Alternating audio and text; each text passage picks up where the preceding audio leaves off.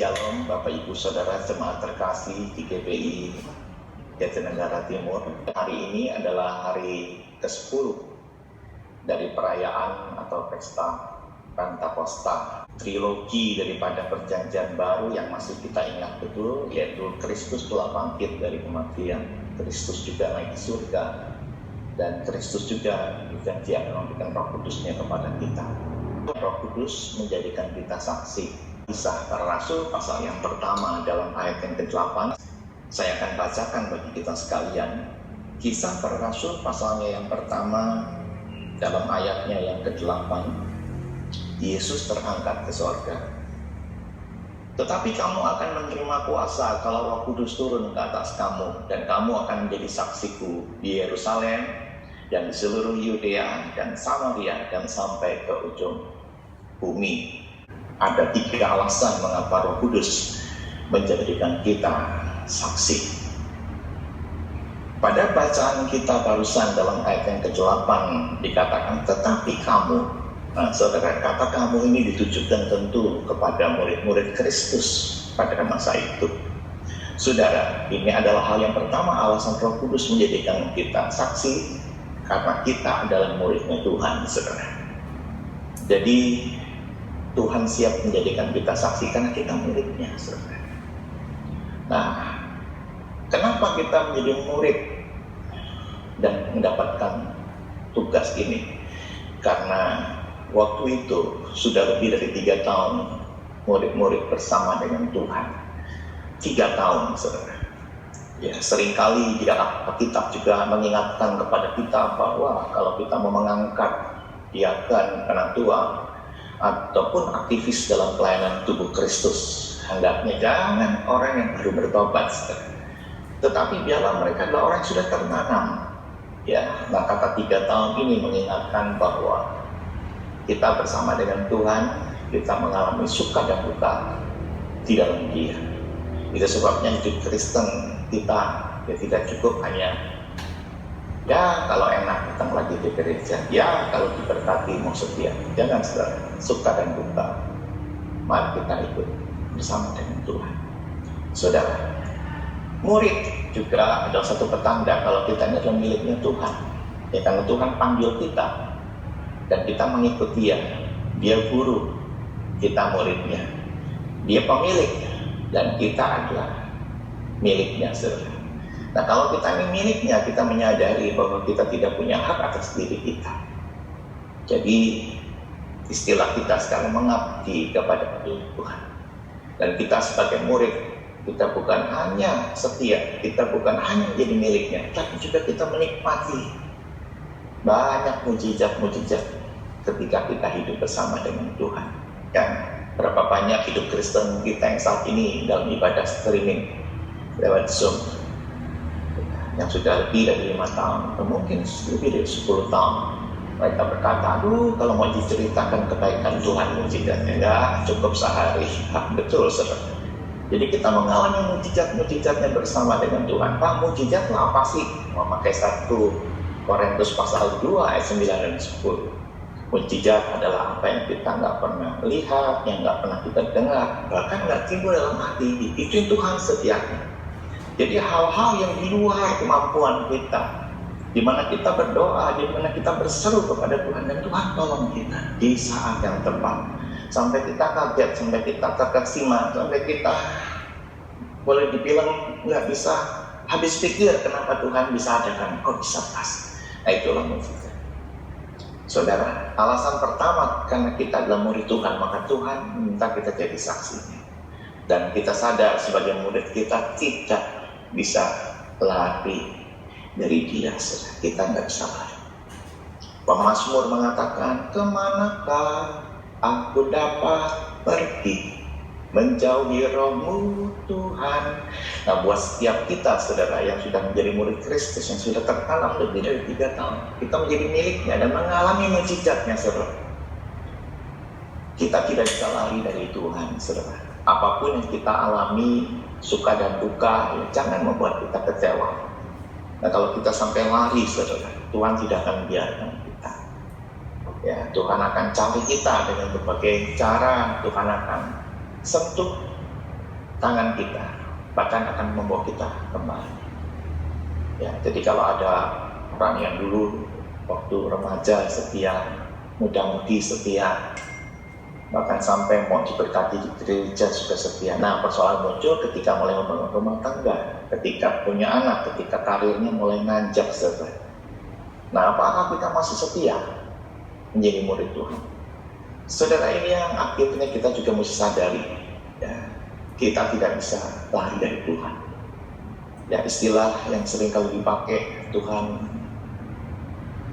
memanggil kita lagi, Tuhan menegur kita. Bahkan kalau kita masih mengeraskan hati, Tuhan juga nggak segan-segan untuk memukul kita. Dan Tuhan akan kejar kita. Nah, saya pikir daripada kita mengalami hal-hal menyakitkan, bukankah lebih baik kita tetap setia? Saudara, menjadi saksi adalah satu tugas istimewa. Nah, pada waktu kita menjadi saksi, kita sedang menjalani tugas istimewa, itu menjadi kawan sekerjanya Allah.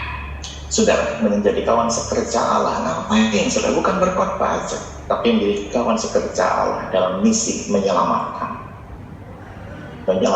jiwa-jiwa. Saudara, menjadi saksi artinya kita juga menjadi pendoa siapa.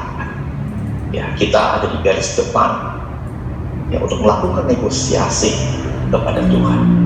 Ya, kalau kita ingat Sodom dan Gomora sebelum itu dieksekusi, ya, Tuhan bertemu dengan Abraham dan kasih tahu alasan kenapa akan dihancurkan.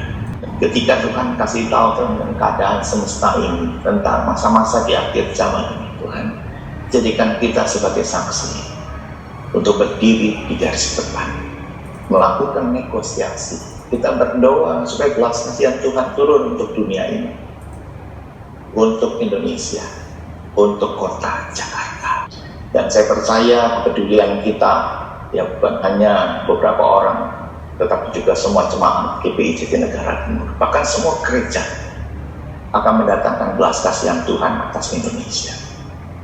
Mari kita menjadi saksi, dalam arti juga menaikkan doa-doa syafaat bagi bangsa ini, bahkan juga pemulihan untuk segala keadaan yang sedang terjadi di sekitar kita. Ya, pandemi belum mereda benar, saudara. Ya, yang kena sakit masih banyak, yang sembuh juga ada, tapi belum sebanyak yang sakit. Di mana-mana kita keluar masih ada pembatasan, ya, orang masih dicekam dengan rasa takut. Ya, saya sering ngomong sama anak-anak saya, sesungguhnya kita bukan takut virus, kita takut mati. Dan ketakutan juga melanda mereka yang kehilangan pekerjaan. Ya, tabungan mereka hampir habis. Kita tidak tahu yang diperpanjang sampai akhir tahun. Mereka tidak punya kerjaan, bagaimana mendapatkan makanan. Dan sekarang hal yang kedua, firman Tuhan dari ayat yang ke-8 bacaan kita, dikatakan kita akan menerima kuasa kalau Roh Kudus turun atas kamu. Jadi kita akan menerima kuasa. Sebelumnya tidak, saudara. Kita perlu kuasa itu, saudara. Nah, itu sebabnya hal yang kedua, alasan kita menjadi saksi, karena kita tidak mau hidup jadi batu sandungan. Saya mencatat beberapa hal sebagai contoh, tentu mengambil contoh murid-murid Kristus pada masa itu. Itu tidak jauh juga contoh kita di masa sekarang. Ya, Petrus pernah ngomong sama Tuhan, Tuhan, ya, untuk engkau masuk penjara, kesian, bahkan mati sekalipun, aku bersedia. Setelah Lukas pasal 22 ayat 33, itu masa-masa di mana Tuhan memberitahu tentang penderitaan. Tapi Tuhan berkata, Petrus, ya, kamu akan menyangkal aku. Ya, jadi Tuhan tahu keadaan kita, saudara. Maka dari itu mari kita mau belajar untuk kita tidak sombong, dan Roh Kudus akan menjadi pengingat, akan mengajar kita. Bahkan Roh Kudus juga bisa menegur jika kita mulai sombong atau niat untuk sombong. Alasan yang kedua, kita tidak mau jadi batu sandungan sebab Roh Kudus diberikan kepada kita, karena kita sering bohong, saudara. Nah, Matius pasal 26 ayat 75, ya, Petrus menyangkal Tuhan. Dan saya mau berkata, siapapun pada dasarnya sama, kita bisa jatuh. Nah, kita perlu Roh Kudus untuk apa? Untuk kita tetap konsisten, hidup jujur di mata Tuhan. tidak berbuat bohong, tidak menyangkal Tuhan, tidak sampai murtad. Itu sebabnya Roh Kudus akan memberikan hati yang gampang untuk dinasehati, hati yang bisa terharu ketika kita bahkan hati yang bisa segera berbalik, bertobat jikalau Tuhan sudah jamah dan sentuh hati kita. Kita perlu Roh Kudus. Tanpa Roh Kudus dinasehati kayak apa juga nggak bisa bertobat. Tapi kalau Roh Kudus dengan streaming seperti ini aja, kita bisa ngerasa Tuhan sedang ngomong muka dengan muka sama kita. Tuhan berikan Roh Kudus dengan alasan karena kita tidak mau menjadi batu sandungan. Itu sebabnya kita juga mau belajar, karena kita sering kali tidak percaya ya, di masa-masa sukses kita. Ya, apa Tuhan? Itu kerja keras saya. Apa Tuhan? Itu kan karena saya tekun latihan saya. Saya kerja keras, tekun itu adalah hal yang baik. Tapi tidak mengakui pertolongan Tuhan itu adalah satu kesalahan fatal. Sampai siapa saja dibelokkan sebenarnya. Mengangkat tangan saja nggak mampu, mengelap air liur aja nggak bisa. Jadi kalau kita bisa sehat sampai hari ini, bahkan bisa diperkaya sama Tuhan, sadarilah kita mesti percaya bahwa semua dari Dia, oleh Dia dan untuk Dia. Yohanes 20 ayat 29 kita ingat ketika Thomas berkata, aku tidak percaya Yesus itu bangkit sebelum aku cucukkan jariku ke lubang di tangan Tuhan bekas paku, dan aku masukkan tanganku ini ke luka ya, yang di bagian lambung bekas tusukan tombak. Jadi Thomas berkata, kalau saya nggak melihat sendiri, saya nggak percaya. Sesumbar saudara ya, seperti juga kita sering dengar ya, saya takut, saya nggak percaya. Kalau melihat sendiri, saya baru percaya. Saudara, firman Tuhan berkata kepada Thomas ketika Tuhan berjumpa, ya, berbahagialah engkau yang percaya kepada Tuhan walaupun tidak melihat. Amin saudara.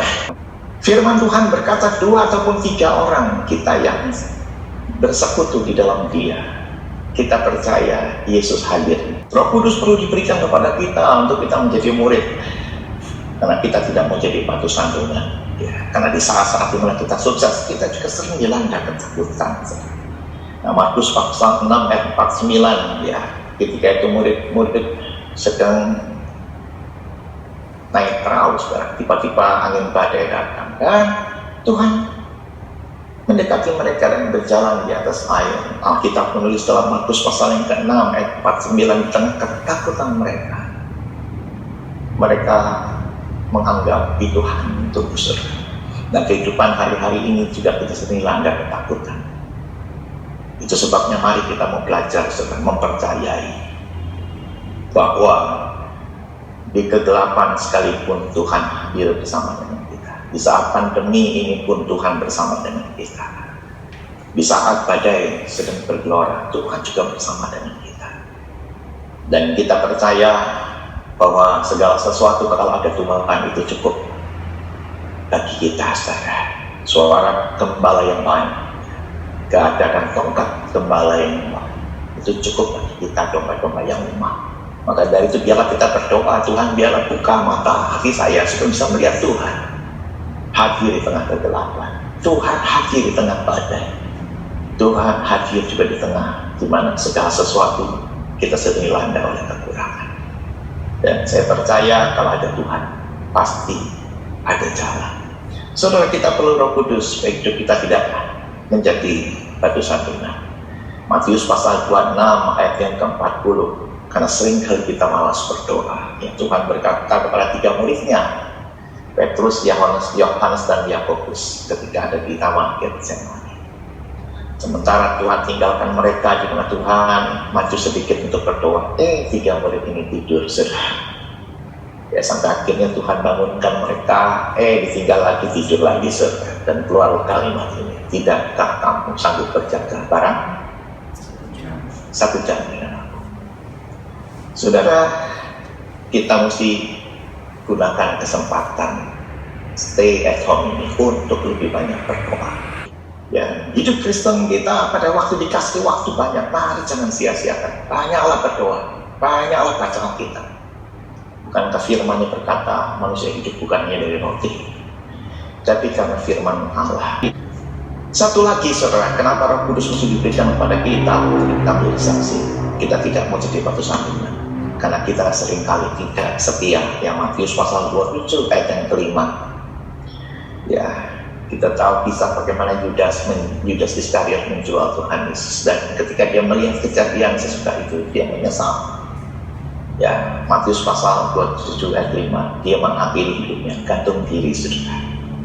Nah, hidup Kristen kadang-kadang kita sampai di batas di mana kita nggak mampu, bahkan berdoa pun nggak bisa keluarkan suara. Bahkan berkali-kali kita berkata, Tuhan nggak sanggup, udah nggak sanggup.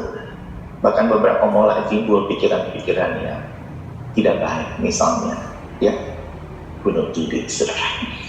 Tapi saya percaya pada hari ini kalau ada Roh Kudus di dalam kita, ya, bukankah Roma pasal 5 ayat 3-5 mengingatkan Roh Kudus menolong kita di saat dimana kita penuh penderitaan, supaya tetap tekun, supaya tetap tahan uji, supaya tetap berpengharapan, dan kasih Kristus tetap melimpah. Kalau ada Roh Kudus, pasti kita dimampukan bertahan. Kita nggak tahu pandemi ini, kesulitan ini sampai bulan apa. Ya, banyak peraturan-peraturan yang dikeluarkan, janji-janji juga yang disampaikan, tapi juga banyak yang berubah. Tapi satu hal yang kita percaya, bahwa pemeliharaan Tuhan tidak kurang kalau kita tetap mau berharap kepada Tuhan. Saudara, bagian terakhir firman Tuhan pada saat pagi ini dalam, ya, supaya kamu menjadi saksiku, garis bawahi perkataan menjadi saksiku. Nah, di sini hal yang terakhir, karena kita harus pergi sebagai duta kerajaan. Pada bacaan kita dalam ayat yang ke-8, perginya ke Yerusalem, saudara. Wow, yang pernah pergi ke Israel tentu kita ingat ada Yerusalem. Lagu-lagu Kristen juga sebagian ada di lagu-lagu karismatik dan Pentakosta. Yerusalem, Yerusalem, saudara. Oh Yerusalem, kota mulia, Yerusalem.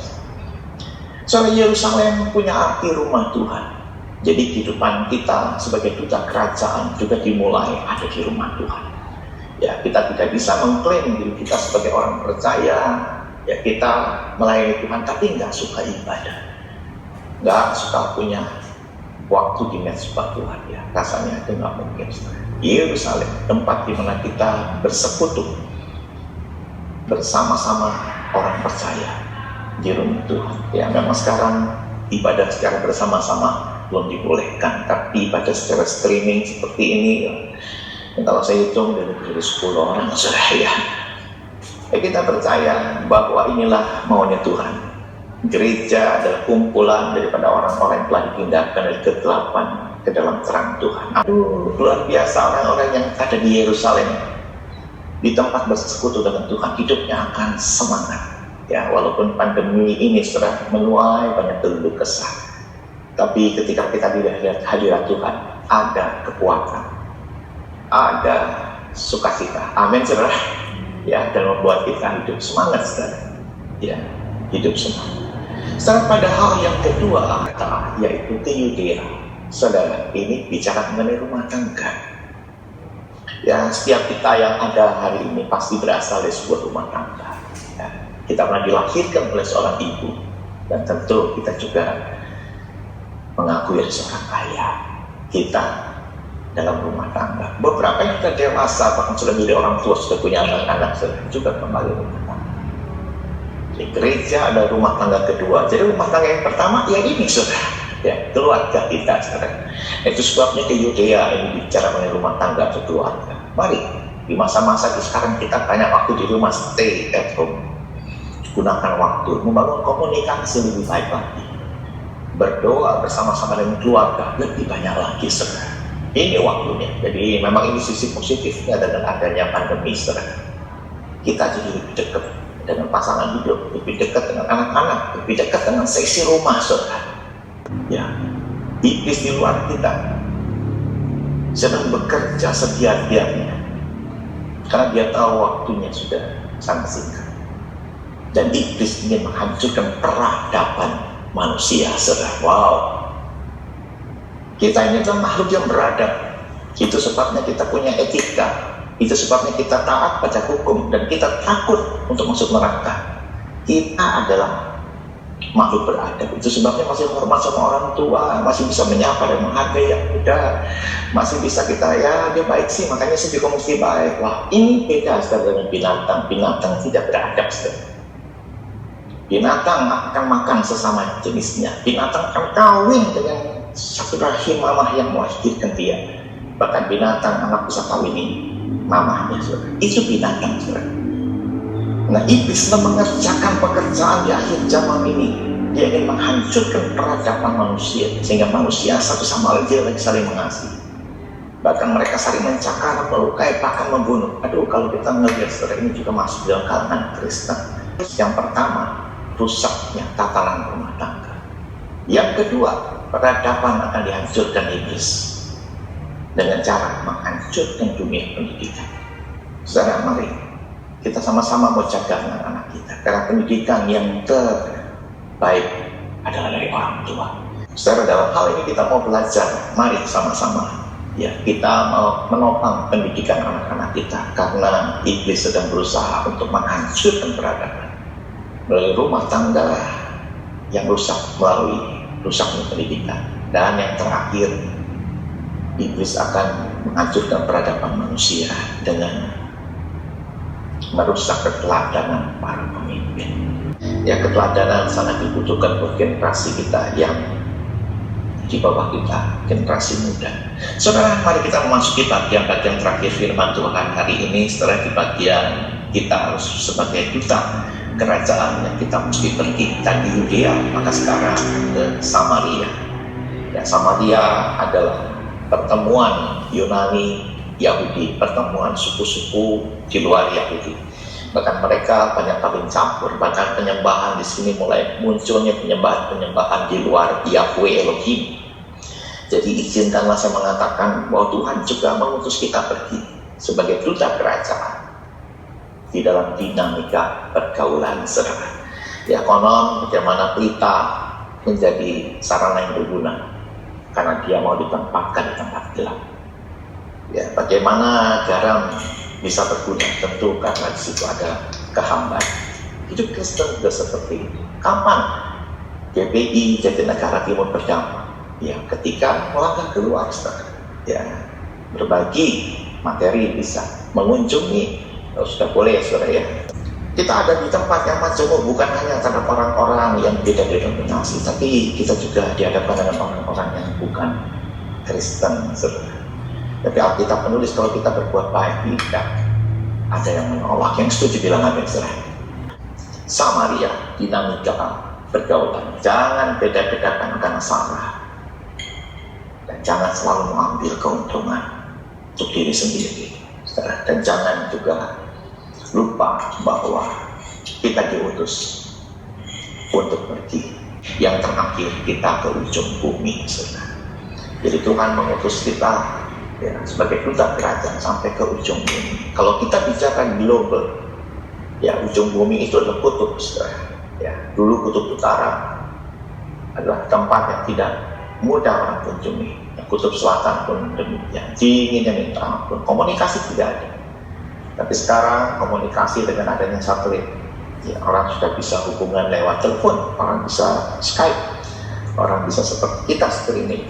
Jadi sekarang Injil sudah bisa menjangkau mereka. Wah, kalau gitu udah mencapai ujung bumi, udah digenapi. Amin. Dimulai dari Yerusalem dan sampai ke ujung bumi. Tahun 1616,